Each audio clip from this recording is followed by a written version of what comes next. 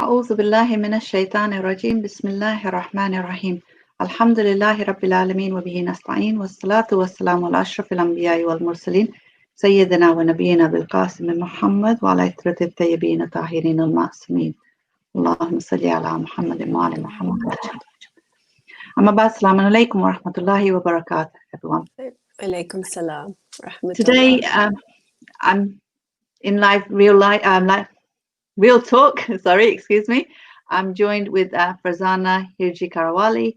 I'm sure a lot of you know who she is. Most people who know her through Inspirational Minds. So I'm going to ask her to introduce herself, especially talking about Inspirational Minds, because that's how most people know you, Farzana. So, Assalamu alaikum. Alaikum salam. Thank you very much for agreeing to join me in Real Talk today. Do you want to just tell us a little bit about yourself, especially about Inspirational Minds? Before I do, I just want to thank you for inviting me on the show today. I'm actually quite a fan. I've really enjoyed watching all of the shows till now. So thank you. Thank you. So yes. So I am a social worker and a learning disabilities nurse. I'm also a therapeutic life coach, working with NLP and CBT within the work that I do. And yes, I think a lot of people, particularly in Hujjat, know me as the founder of Inspirational Minds, which I think 6 years now. It was set up around 6 years ago. Alhamdulillah, it has grown significantly to the extent that it's something that I can't handle, and so I have very recently passed it on to somebody else. Can I just stop you? Sorry. For those who don't know what Inspirational Minds is all about, do you want to just give them a little bit of background on Inspirational Minds? So what it is? Inspirational Minds is a service that helps people through health, social and emotional needs that they may have. And so basically we have different teams. We have mental health team. We have different teams that help with therapy, physio, OT, speech therapy. So within the mental health team, there's counselling support as well. A lot of the time we do signpost because a lot of people aren't so comfortable to access people within the community and would rather just want information of where else to go. So we do that too. So, sorry, going to stop you again here. So why not just have a website where there's lots of different places that people can go to if people really don't want to go within the community? Or do you find that there is value in going within the community? I think there's value in conversation for people to know where to go. So all of us being humans, we're very complex. You know, we all have different issues. And a lot of the time what I find is when people come to us, to Inspirational Minds, they come with one issue, but actually that's not the issue that they're struggling with. It's the issue they want to put forward, or the presenting issue that they see as the issue. So it's after a good conversation that they can see where to go. And that's usually through the triage. So we have a triage service that will literally it's a quick touch, light assessment. We don't even need to know who the person is. If they just come with their initials, that's fair enough for us. But our main reason for them to make contact with us is so that we can support them to get the right service, not just any service. And what led you or what motivated you to start this Inspirational Minds? So I was working in hospital discharge, and I had made a promise to God many years before that I will do something in his way, but I didn't know what. So when I was working hospital discharge, before that I'd worked in child protection, I'd worked in community learning disabilities, community mental health, and older people's, and whilst working in the hospital, there was a lot of cases, particularly from our community, that I was trying to work with. But I found that whenever I went for support, and it wasn't just me, any of my colleagues that went to support these people that would have needed some sort of help, actually they were not interested. And I found that very difficult to accept, because I thought, how can these people do this alone? It's going to be very difficult when they can get the right amount of support. Is it taboo? Is it shame? So because of that, I wanted to find out more. And that's why I started looking into setting up a service like Inspirational Minds, hoping that to some extent, trust could be built with people within our community. Okay, so there's loads of questions that are coming into my mind at the moment. Okay, one, you said you made a promise to God. Can I ask why and what led you to that promise? The circumstances behind that promise? So I'm dyslexic, and through my years in school, I didn't know I was dyslexic. I struggled in class, particularly in maths and English. Whenever we were told, you know, if my name was called out to read, I would just freeze, because I couldn't read the words on the page, particularly, as you know, when you're nervous as well, it's even worse. I would miss words. I would struggle to actually read difficult words, even with my finger on the page. And maths was just something I really found difficult. So every time I put my hand up to ask the teacher a question, they thought I was just being mischievous when I really didn't understand. And because of that, obviously, I lost focus in education and everything, but I really had this innate passion to do something with my life, but I didn't know how I would be able to do that. So, I mean, even in secondary school, I tried to choose a subjects that I would be very, you know, good at, and I felt were just right for me, but I still didn't do well. And obviously in A-levels as well. So because of that, my interest was in something arty and kind of meeting people, you know, being around people. So I decided to do a course in massage and a beauty specialist course. And I also did Mendi with Ash Kumar. And through that gave me the qualifications to be able to go to university. So I went into university to do a nursing degree. And that was only because by accident, as I was applying for jobs, in those days, we used to look at them in the newspaper and ring, you know, circle the job. Days. Yeah. So I found a job of a learning disabilities nurse. I just circled it and then went on. I didn't find anything else that really appealed to me, and I didn't know what this was. Did the interview, got the job, and it was the most amazing, most satisfying thing I'd ever done. I'd absolutely loved working there. And I decided to actually train up as a nurse. And when I trained up as a nurse, again, I was so worried, and I said to Allah, please let me get through this. You know, I'm doing it for the sake of the kind of clients that I want to work for. I ended up with a social work degree as well. So it was a literally three years full year round course with no break. And I was even more daring because I had a 9 months to 1 year old son when I started. Wow. So wow. But that was my passion, and you could say a calling maybe to do something. Now, with all of that going on and not knowing that I'm dyslexic, but just thinking that I really don't, you know, I'm not intelligent, put it that way. I took this on. And so it was more like not a mannat, it was just an intention, you know. I hadn't actually promised in that sense of a mannat, but it was an intention that, you know, if you get me through this, I will do something for you. What I don't know, you have to tell me. So in a way, it's like I'm doing this so that I can actually use it to serve you. Yeah. Yeah. I mean, at that time, I don't think my intentions were as clear, but yes, you know, come to think of it, that's exactly, yeah. So you said you had gone through school and you'd not been diagnosed with dyslexic. When were you actually diagnosed, and how, and what difference did that make, the diagnosis? So I was diagnosed at university. And I think it just gave me the confidence to know that I'm not different from people. I am a normal person.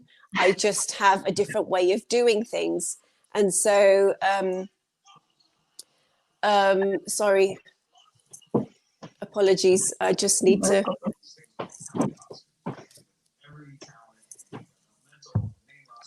Just bear with me 1 second. Apologies. No problem. Don't worry, it's fine.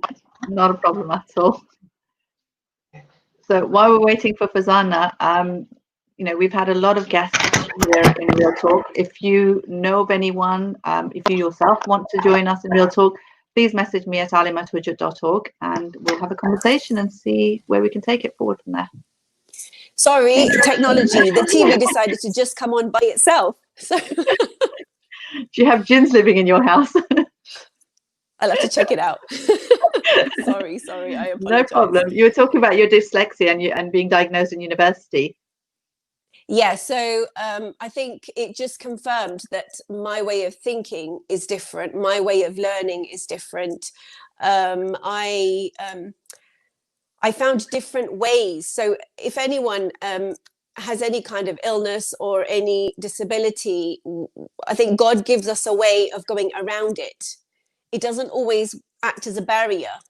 So, and the issue is sometimes the confidence that holds us back, not always the disability or the illness.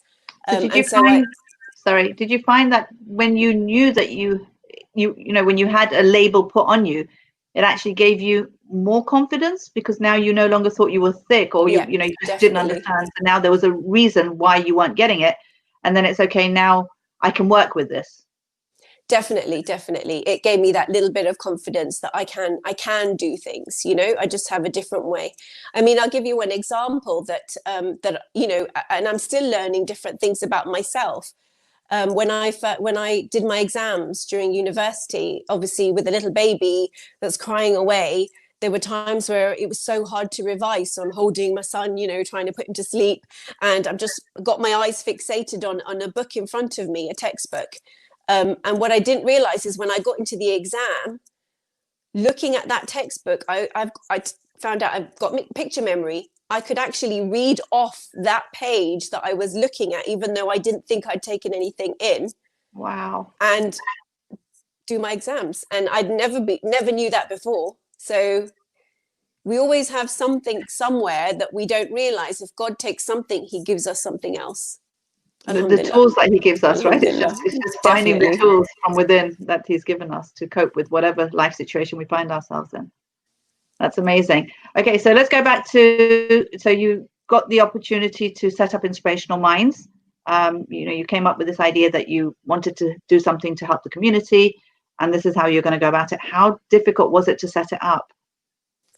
I couldn't have done it alone. And for one, Masuma, you were my confidence to actually move forward. Because even just, I mean, I remember coming to you and telling you that this is something I want to do. I don't know how, and it's something that I feel I have to do.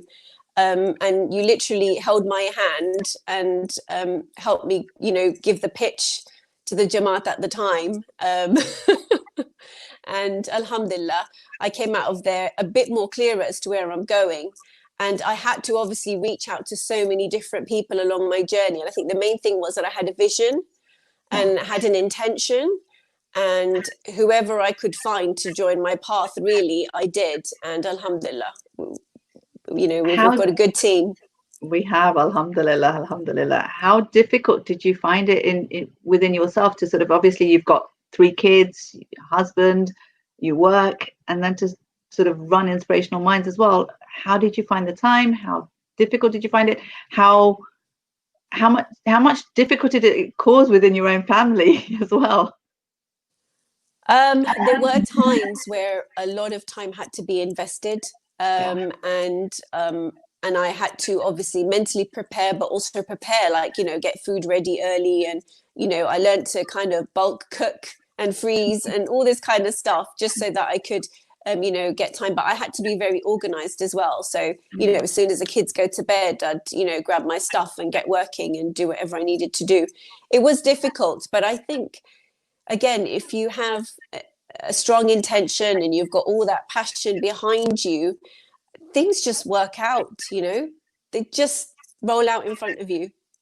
At times I felt like I didn't have to do much, and at times it did feel difficult. Yeah. Beautiful, beautiful. Alhamdulillah. So what's happening with Inspirational Minds now? You've mentioned that you've sort of passed it on to someone else. Are you still involved in it? I am, alhamdulillah. I've passed it on to Asad Abdullah. And what I've noticed is his style of working is extremely different from mine, which really complements the service. I think there was a lot of stuff that I was lacking because, like I said, my way of doing things is very different to everyone else. So actually getting the service up and running it for some time was good. But there were gaps that, alhamdulillah, he's able to fill, which is really good to see. What was the second part of your question again? I can't remember. I've got another question that's come up from what you said. How difficult was it to actually give up something that you'd literally sort of initiated and you'd seen it grow? And, you know, it started off, I remember when we first had our first meeting, it was upstairs in the ELC, not in the ELC, in the top floor. And we were in that small room and there's about, I don't know, 6, 7 of us, if that. And from that, it's like it's just grown and grown and grown. And now I don't know how many volunteers we have in Inspirational Minds. I think the last I know there was 40. And then I think it's got a bit less. People have got married, had kids. So maybe around 30, 35, alhamdulillah. That's huge. And then they're all professionals, you know, who are serving the community. And that's amazing. How did you give it up? Because, like, it was your baby. So I knew that there was something missing. I needed to do something different.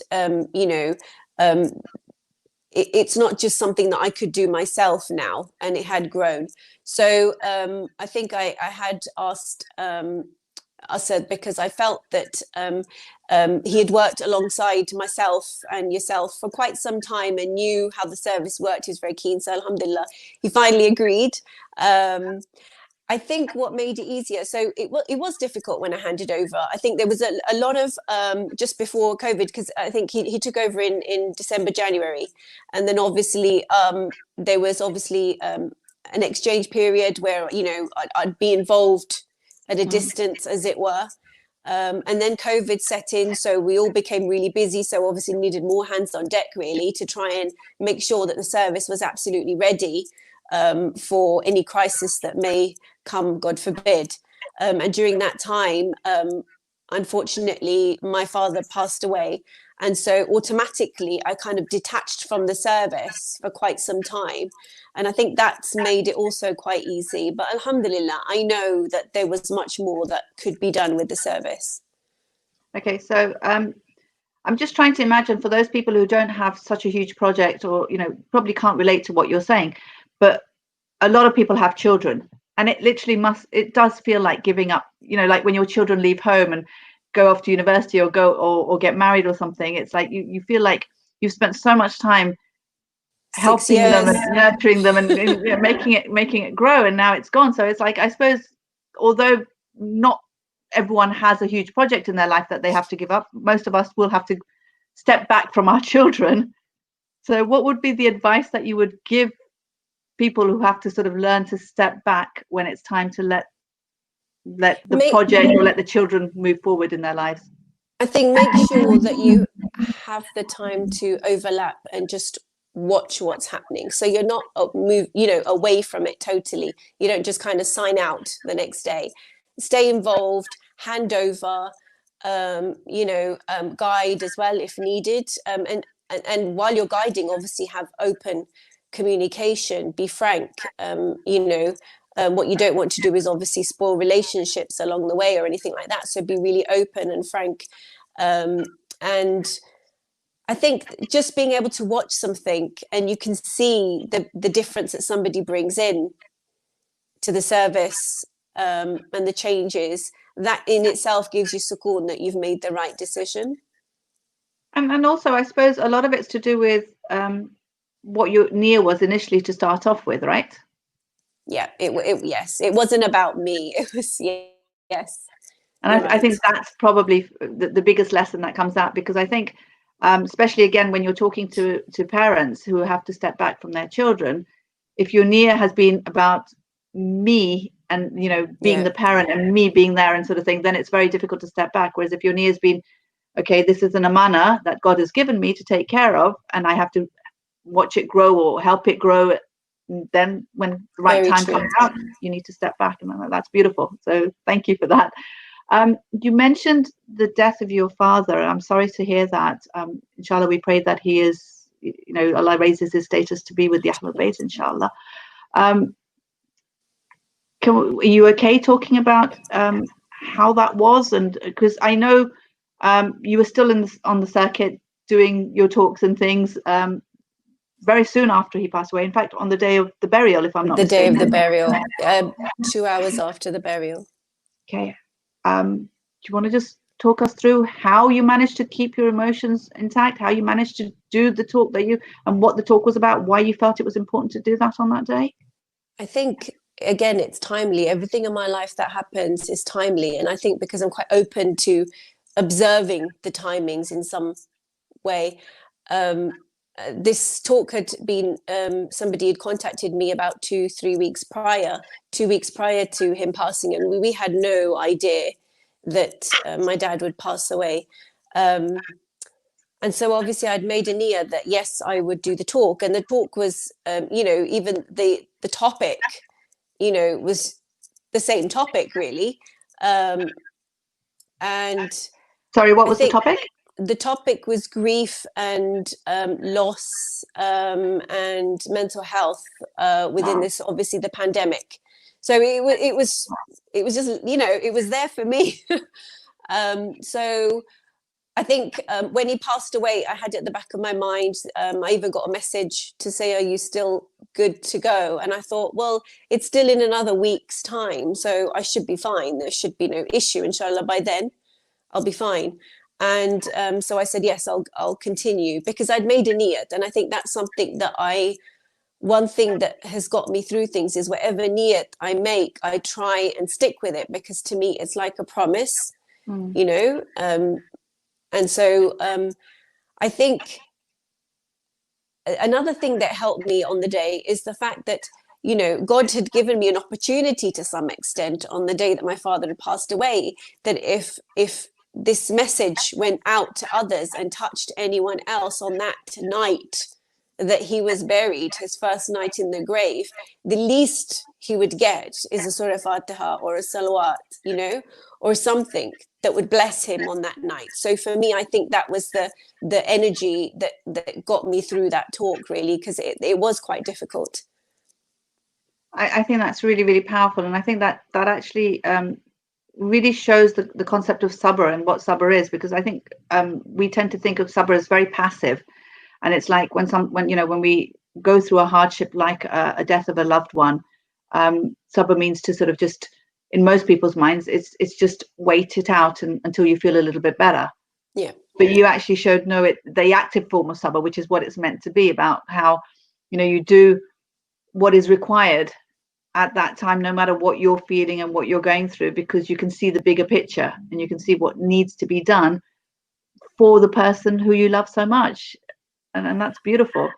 I think everyone is different in their approach of handling any situation. We all have our own different gifts and ways of handling situations.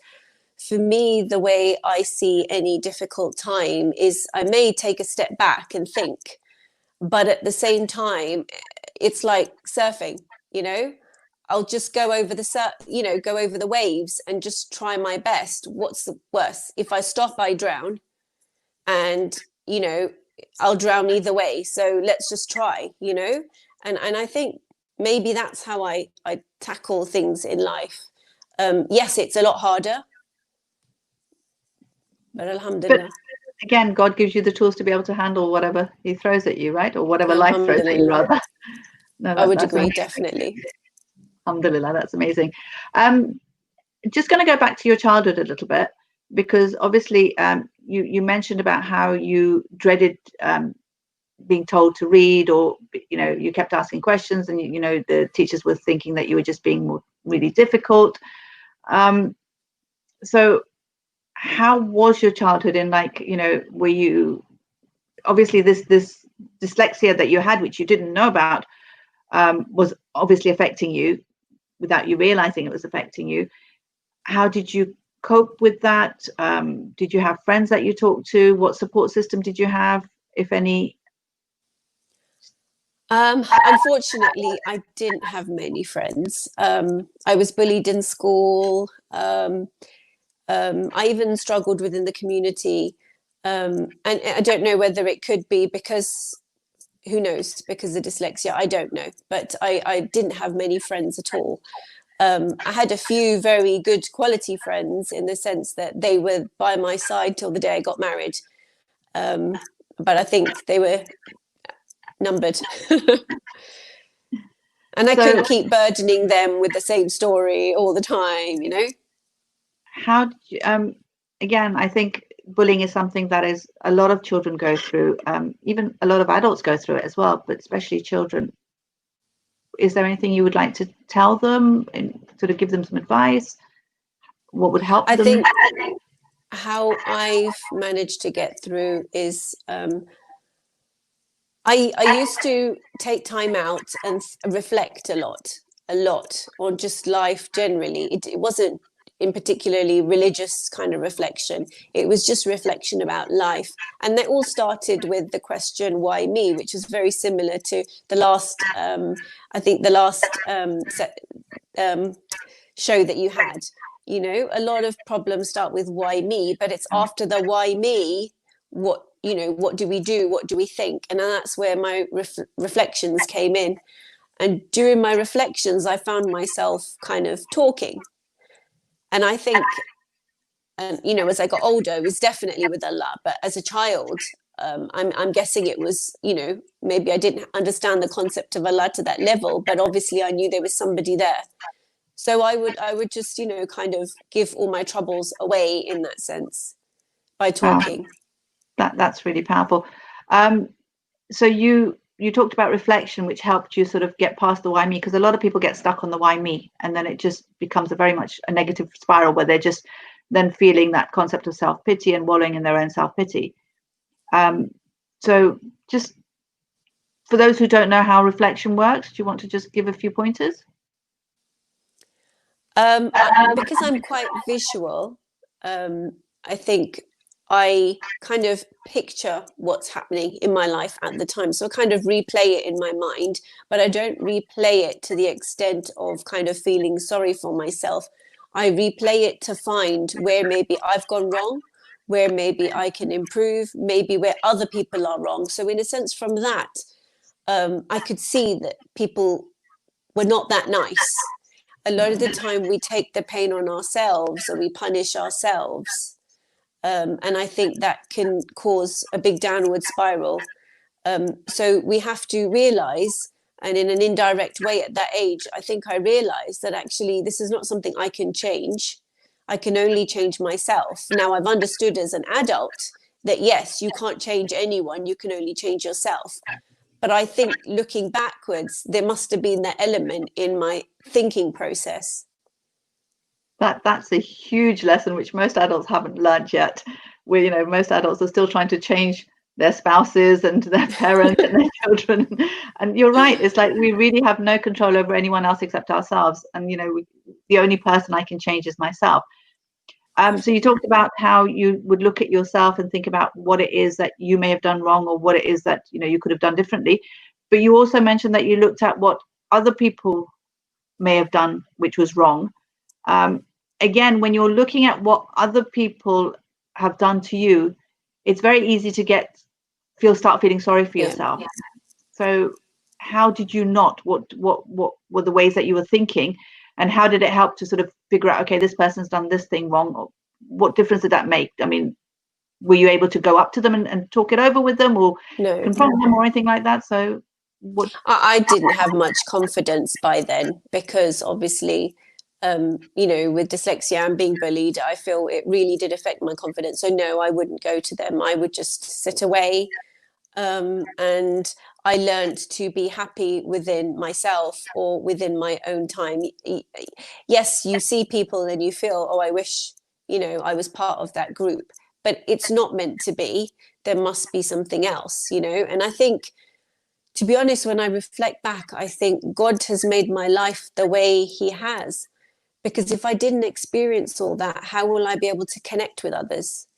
It's really strange.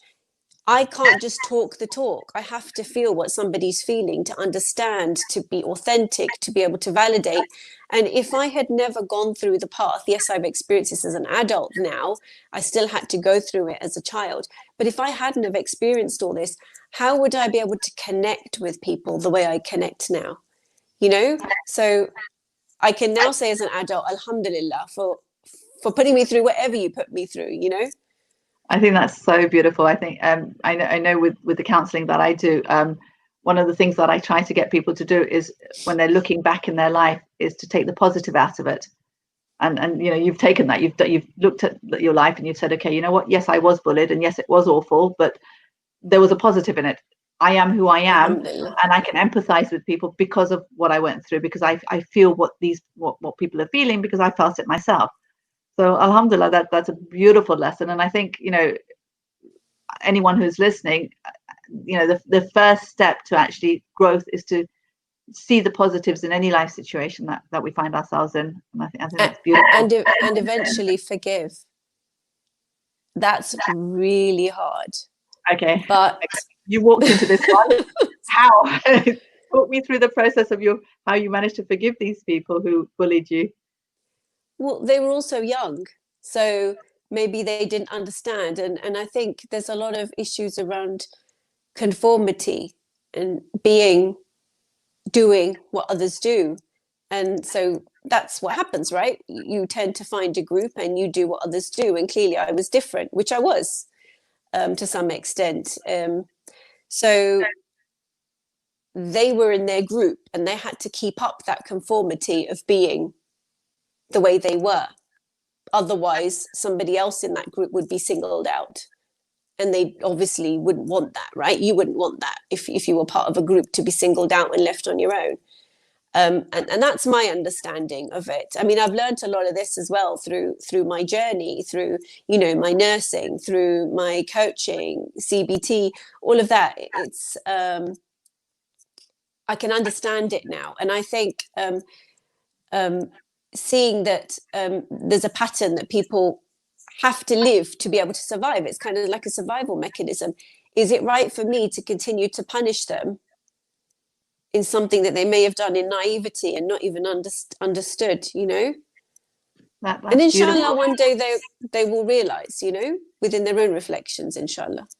So it's literally, you've sort of given them their story and said, you know what, that's your problem, not mine, and I'm not going to hold on to it, because if I hold on to it, then it's going to hurt me. It's going to hurt me. But that's a lot later on in life. But I think if I had known that earlier, it would have been easier for me, you know?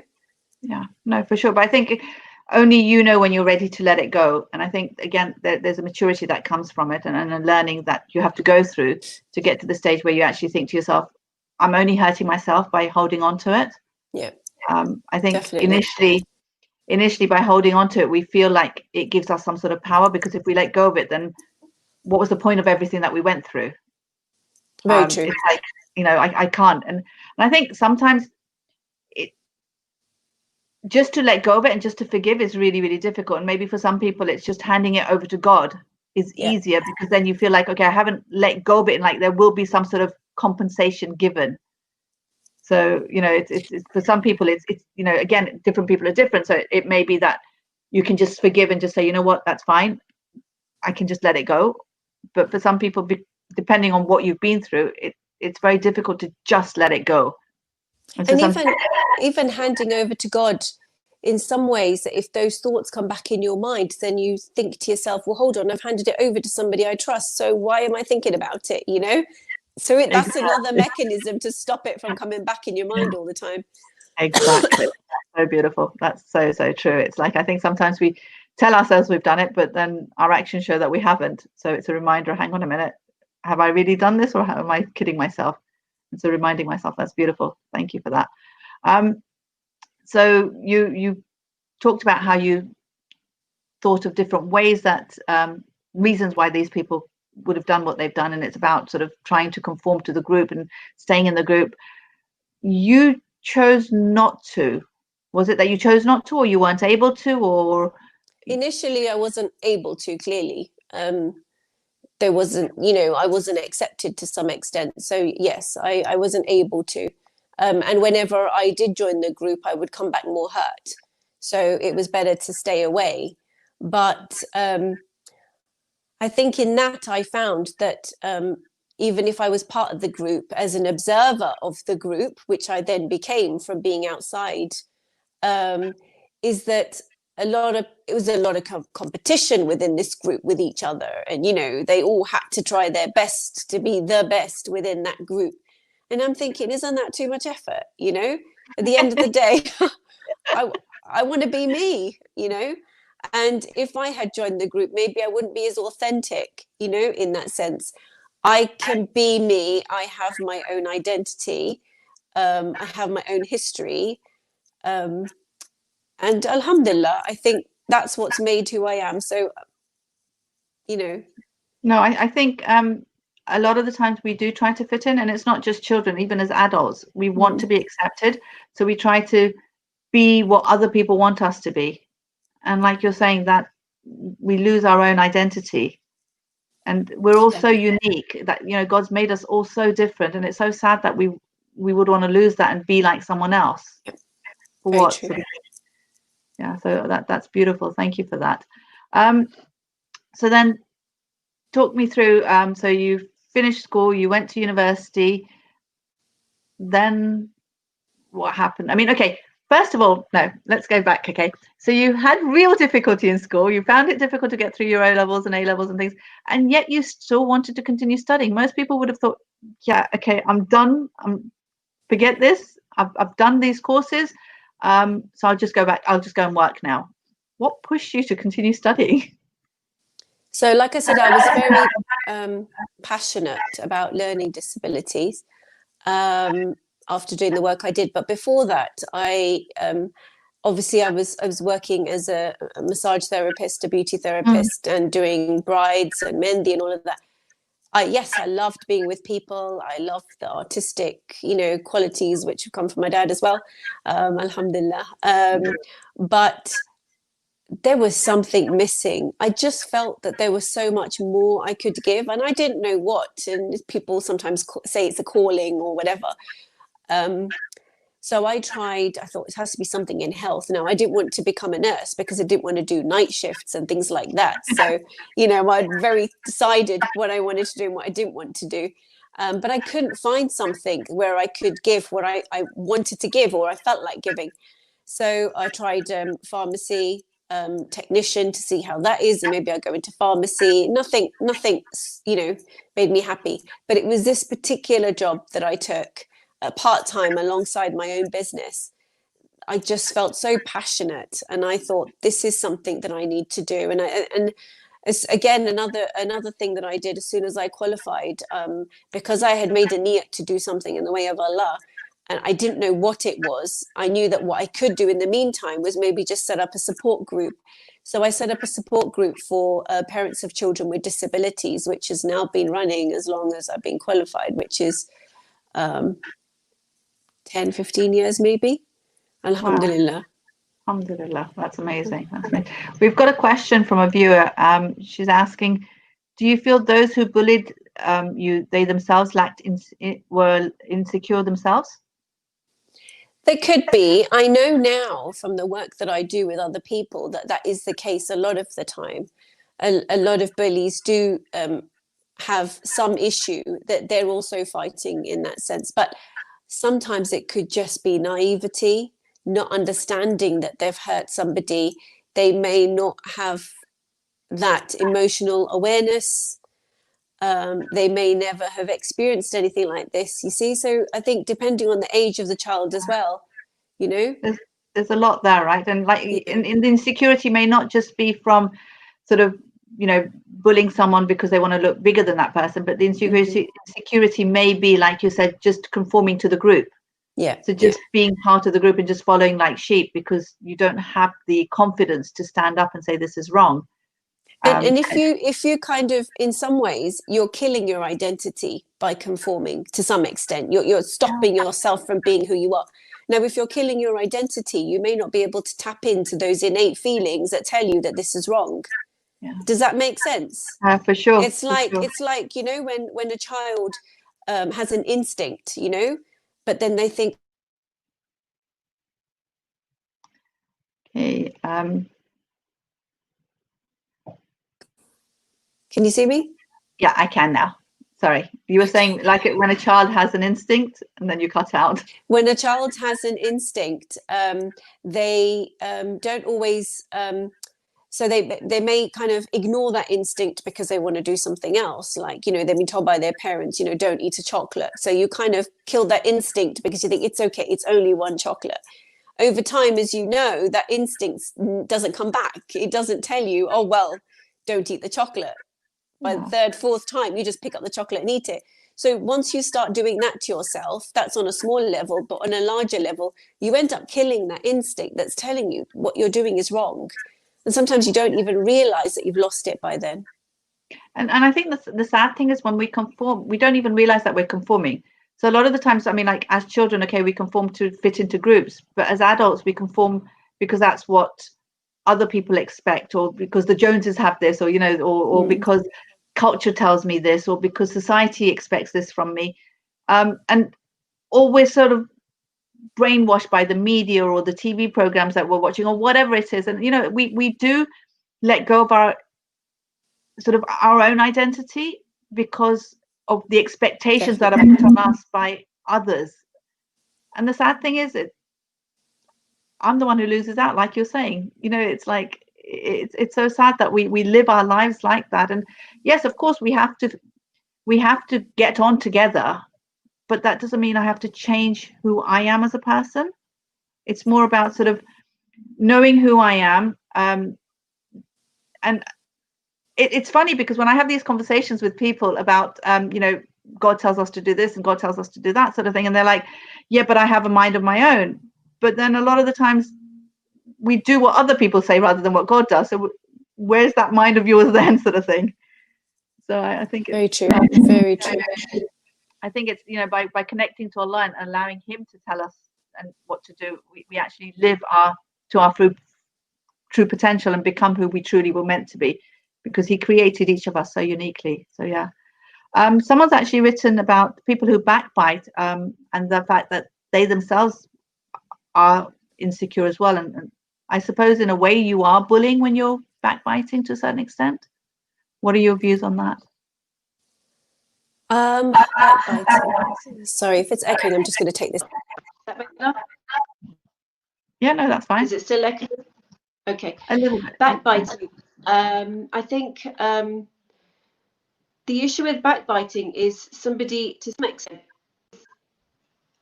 that maybe to some extent they're jealous of what's going on. So because something else they don't have, that's the only reason why they would want to talk, right? Or something within. So there must be some level of insecurity within the person who wants to backbite. I feel from my. Yeah, no, there is that, and again, different people are different, right? So there may be the concept of them not thinking it through, them not realizing the hurt it causes, them just fitting in to the group, and the group's talking, so why shouldn't I, sort of thing. Or even just, I think sometimes people talk because they want to be the center of attention. So by talking about someone else, and everyone loves to hear about someone else, then they become the center of attention, right? So there's so many different reasons, but it's also a way of kind of deflecting the attention off yourself within a group as well, isn't it? Yeah, no, for sure. So another question we've got here is, if someone who felt they'd wronged someone and the guilt was stifling them, how would you advise them? If somebody they felt had wronged somebody else, okay. Yeah, and they're feeling really guilty about it now, what would you advise them? So I'm guessing it's the person themselves that has wronged somebody and they feel guilty. Yeah. I would say just go and ask forgiveness, not straight out, by the way, forgive me, I've done it. Go get to know the person, sit with them, form a good relationship with them. It may take a couple of coffees, but eventually then do tell them. And I don't see any reason why it should cause any problems after that. I think you'd be forgiven straight away. I don't see any reason why not, because if you've gone, and I think the main thing is that when you do start to go and speak to this person to tell them the truth, make sure that you include a line within that intention, because he will make that process of asking forgiveness so much easier for you. You've brought, if you're whatever you do will be so much easier. No, for sure. I think, sorry, excuse me, it's gone very dark suddenly. Sorry about that. Just go for a walk. I'm so sorry. It's suddenly really dark in the room, and I was like, oh my god, I can't. Okay. Yeah. So I think that is really, really true. I think you have to right the wrong that you've done, and if that's just maybe asking for forgiveness, then it's important that we do that. What are your views? And I know I have very strong views about this, but what are your views on sending out mass texts or WhatsApp, and when you're going for ziyarah or Laylatul Qadr or something like that, where you sort of say, if I have done anything wrong to you, please forgive me on this night, something like that, very general, and sent out to everyone on their list. I do it too. For two reasons. Because sometimes it is hard to ask the person directly for forgiveness. But also, you don't know if you miss somebody out. Sometimes, digging right back to your past to think, have I wronged, can be very hard.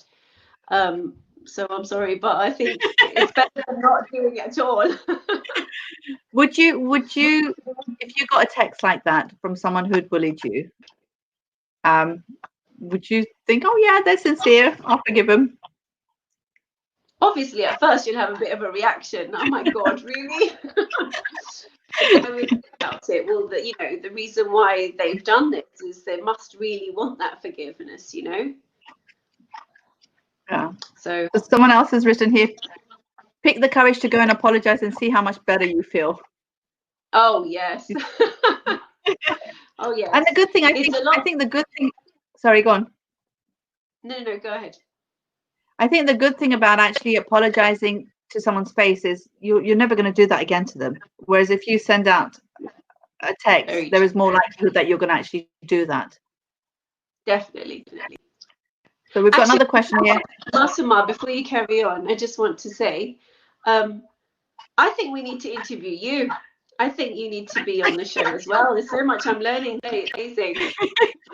So you think I do enough talking usually? I'm putting the offer out there. Can I have a real talk with Dr. Masuma Jaffer? I will think about it. Let's move on to the next question. Sorry, I'm supposed to be putting you on the spot, not you putting me on the spot. Sorry. Okay, forgiveness after the show. The next question says, how to rebuild your child's self-esteem after bullying. So as a parent, how do you help your child build their self-esteem? Depending on the age. If it's a really young child, I think the main thing is you've got to validate whatever they're saying. You've got to be empathetic, listen to them and validate it. If they're very young, get the child, if they can't explain it, what's happened to them, how they feel, get them to draw. Children are excellent at putting their emotions on paper, and then have a conversation with them and validate them. I know you feel this way, mum and dad, we're both here for you, and things like that. How do you want me to help you during this situation? Do you want me to speak to the school? A lot of the time we kind of go rampaging into the school and create a scene, and then children get angry with us to say that, hold on, I'm being called a snitch now. So it's not really helped. But what I would say is have the conversation with your child. What will work? How can we improve the situation? Where do you want it to go? What support can I give you if it's something I can't? I've had quite a few people that have come to me and said, do you provide mental health services for children? Now, we within Inspirational Minds don't. We can refer out, but what we have done in the past is worked with the family to be able to work with child. Yeah. So we give parents the tools on how to work with the child to be able to help them on their journey, which I think to some extent is really good, because the child has actually experienced something new from their parents, another level of attachment, and at least that kind of distracts from the pain that they're experiencing, if it makes sense. And I think also when you're being bullied, you feel very disempowered, and by the parent asking the child, how do you want me to handle it, you're actually giving the power back to the child. rather than taking over and disempowering them even more. So I think that's beautiful. And that's very key in the child gaining an own independent way of thinking and strength, that if something else in the future, you know, push them back, they're able to stand back up, and that's resilience. Because you're not going to be there holding their hand throughout their whole life. Yeah, very true. And also maybe sort of, again, getting them connected to God. It's like you were saying, the fact that you talk to God and talked it out help, because again, you know, a lot of counseling is just getting all those negative feelings out of your body, out, you know, and making you realize how you feel, but actually getting the negativity out. So by talking to Allah, not only are you getting it out, you're actually handing it over to someone else as well, which is really powerful. Exactly. Yeah, so I think that's really powerful as well. And again, if we as parents haven't learned to do that, it'd be very difficult to teach our children to do it, right? Very true. And I think as parents as well, you during a time like that where you know your child is crying, they're in pain, you automatically take on all the emotion and you're in pain and you're not thinking straight. The child is not thinking straight, you're not thinking straight. So sometimes it's helpful to have a third person support you, support your child, so that the emotions aren't, you know, thrown back to the child. It becomes like a ping pong game, you know, between the two. You know, the child's emotional, the mum's emotional, you know. So it's helpful to get somebody else to support you through that. And that's in work as well. I mean, like, I know with counselling and things like that, sometimes you also need somebody to have supervision with, to be able to counsel the people that you're counselling. Because if you don't, you're taking the burden on yourself. And what do you do with that, you know? So it applies in life too. Someone's just agreed with you that I need to be interviewed. Wow. Thanks, guys. Whoa. Put me on the spot. Sorry. Yeah, no, I agree. As parents, I think it's easier for us to deal with the pain that we feel than to see our children go through pain. So it's really difficult not to take their problems into our laps and actually then live through that. Someone else has written, Dr. Massima, the grass may be greener on the other side. Take up Farzana's offer. I'm really feeling the pressure here now.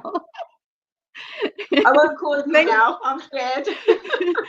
I think I need this apology online because you put it out there online. I said sorry. You play it. I said I'll say. I'm kidding.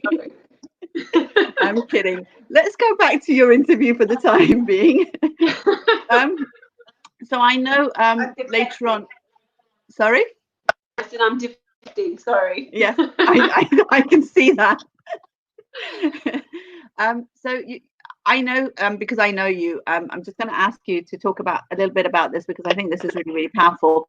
There was a time when you were going through some symptoms in your life and you were given a false diagnosis, and then it was corrected. Can you just give us a little bit of more information about that, if you're okay with that? So after I graduated and I started work, I had another child. I had a miscarriage, which left me with a few health issues. And then I was pregnant again. Sorry, I'm just going to stop you here because I think that's really powerful as well, because miscarriages of the ratio of people who have miscarriages are quite high, and I'm sure there's a lot of women who've been through it. Any advice to them on hindsight, now looking back at your journey through the miscarriage? I think have a connection with Allah, and converse with Allah, and try and release your pain that way. It's not easy at all, and I don't think anyone can understand your pain. Only you can in a situation like that, because nobody experienced what you've experienced. Yeah, and I think one of the most difficult things, alhamdulillah, I've not been through a miscarriage, but I know one of the most difficult things that people find is the fact that what was the purpose of it all? It's like, when you've gone through childbirth, it's like you go through so much pain and everything, but you've got a child at the end of it. But with the miscarriage, there's nothing at the end of it. So you think, what was the point of going through all that I went through, especially when it's quite far into the pregnancy? and you know that it feels like there was no purpose behind it. And I think sorry, go on. For me, I think it just drew me closer to Allah, to be honest. I mean, I used to just sit and recite Dua and Mujir constantly, you know, to try and get some energy. And that worked for me at the time. Reciting Dua and Mujir was the thing that really got me through. And I wouldn't have had that kind of time of contemplation and kind of, in some ways, it's meditation, you know, if I hadn't carried, because I would have just carried on in you know, the train of life, really. So Yeah, we didn't realize at the time, but reflecting back, there's always something we can take from a difficult situation. no, for sure. But I think what I'd like to just tell people out there and take this opportunity to tell people is that, you know, when God gives you a child and you miscarry it, or you know, you lose that child, or it doesn't survive you know, very long in this world, he'd actually created that child for you in the hereafter, not for this world. So remembering that, I think, just gives you a little bit of solace. It's like, you know what, I still have that child, but it's just God's kept it for me in the hereafter, not for this world. Thank you. So alhamdulillah. And although alhamdulillah I haven't been through a miscarriage, I feel quite sad that I'm not going to have that on the day of judgment. So it's looking at it from a different perspective, I think. Sorry, you were talking about, so you'd gone through this miscarriage. Yeah, so then I had my second child at the moment, and I think she was about 6 to 9 months, and I started losing control of my body to some extent. You know, my body was doing movements that were out of my control. I was very foggied in the head. You know, going to the toilet was difficult. And very similar, obviously, symptoms to I forgot her name, the lady that was Nasreen. Yeah, and when I went to get, you know, to get tested and everything, I was given a diagnosis of MS. And obviously working in the health profession, I was just thrown, you know. I remember sitting in the car calling my mom, and before that, obviously talking to Allah, saying, Ya Allah, you've given this diagnosis. I have a baby that I can barely hold, you know. My movements are all over the place. I don't even trust, you know, holding my child. I worry that I might drop her. How am I going to offer to you what I had said I would offer? Because I still hadn't set up any service. I hadn't done anything that I wanted to do, that I'd promised in some ways. And I think that may have been a moment that maybe that conversation with Allah, I hope, may have been accepted by him, because 3 weeks later I was called back in and I was told, we've misdiagnosed you, you have fibromyalgia.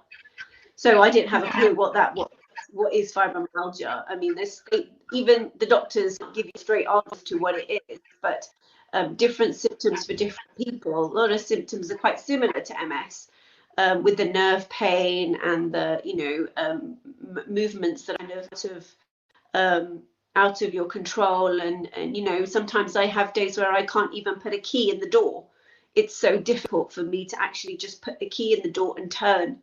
I used to go long drives, and now if I go on a long drive, my body will be in spasm and I may have to be in bed the next day, like the whole day, until my body's rested it off. You get extreme exhaustion. So it has been very difficult, and any kind of stress is a trigger. So, you know, it was hard, but I just feel that moment of connection with Allah may have helped in me being where I am today.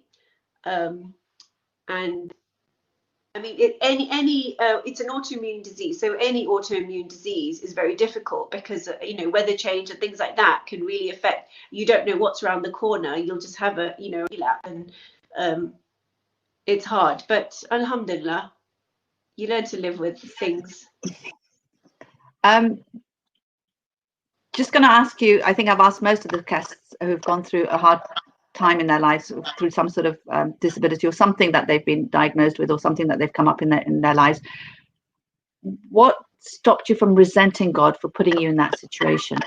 Or did you resent him at any point? I think by that point, I felt I was so, I don't know what word to use. In my own head, I use the word power, which is, it might be, you know, thought of very differently by others. But for me, with all the gifts that I got later on, you know, being able to get through university, you know, having a job that really made me happy, you know, I just felt so much abundance.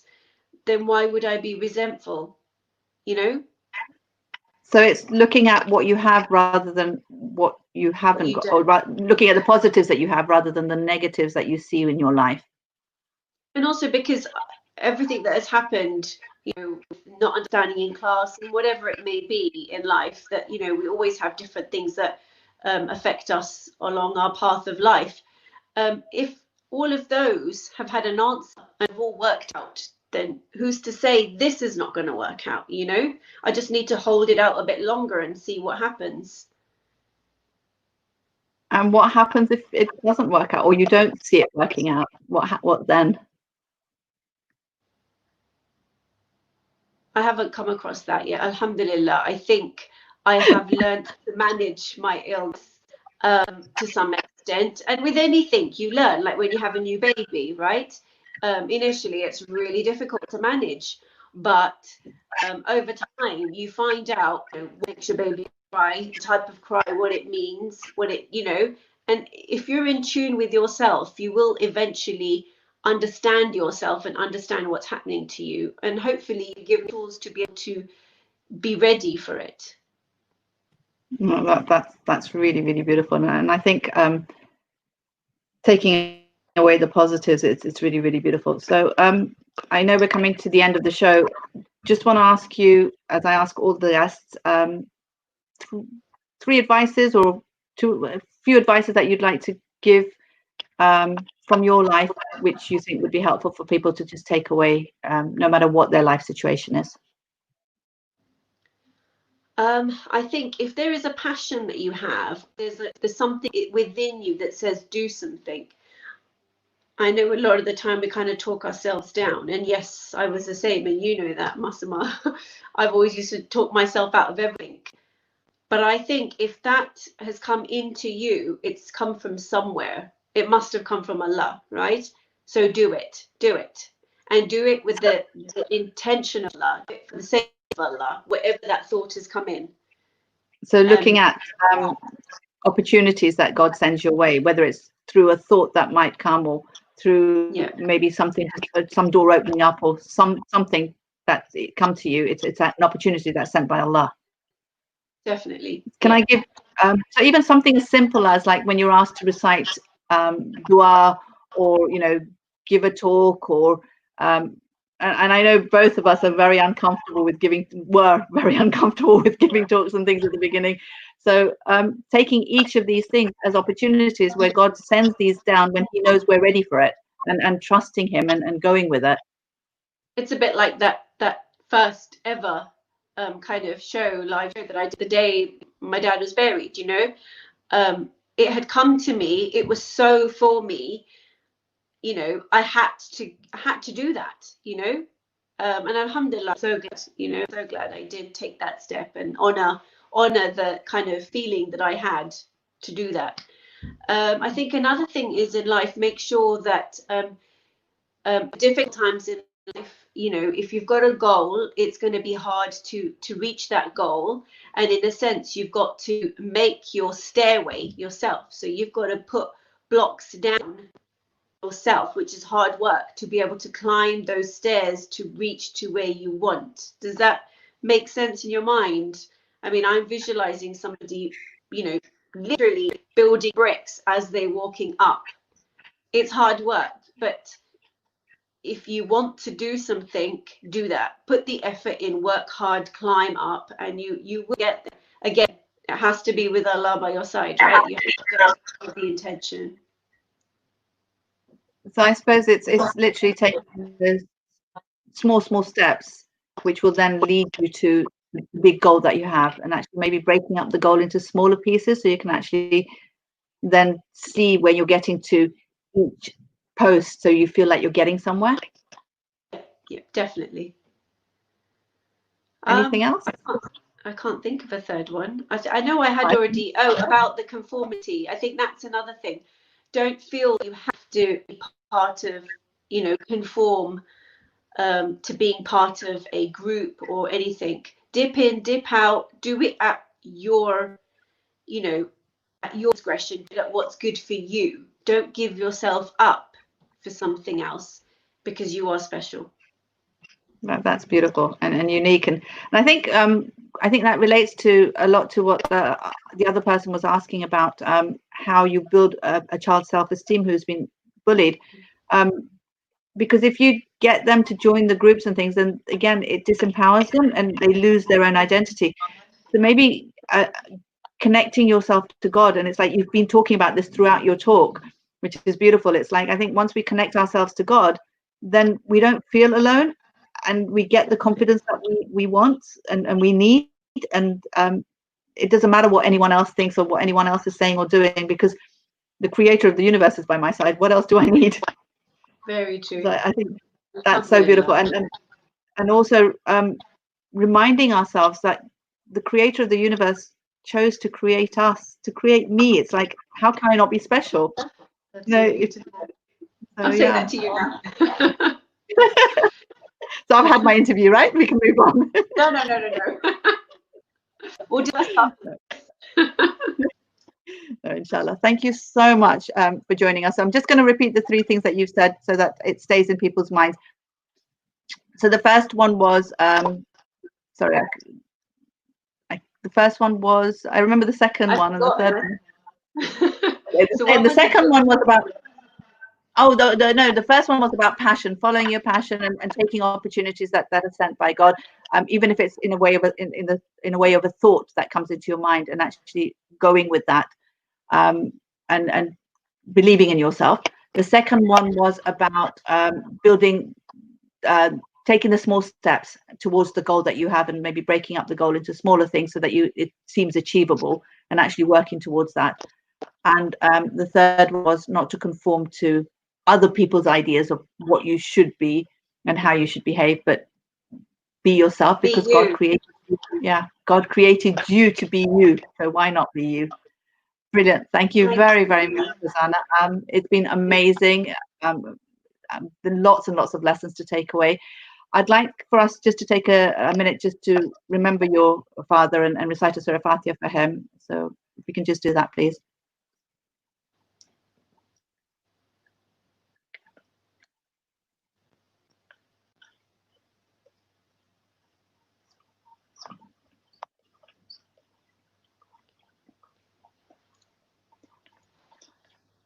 Thank you so much for taking time out of your busy life to be here and Real Talk.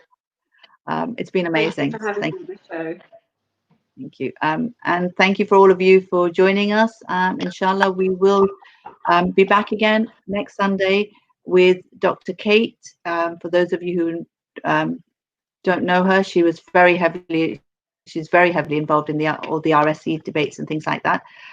She's a revert into Islam, so there'll be lots of amazing talks that will be happening next week, inshallah, at the same time at 8 o'clock. Thank you very, very much. Jazakallah khair. If we can finish with the salawat ala Muhammad wa ala Muhammad. Allahumma salli ala Muhammad wa ala Muhammad wa ajil farjahum.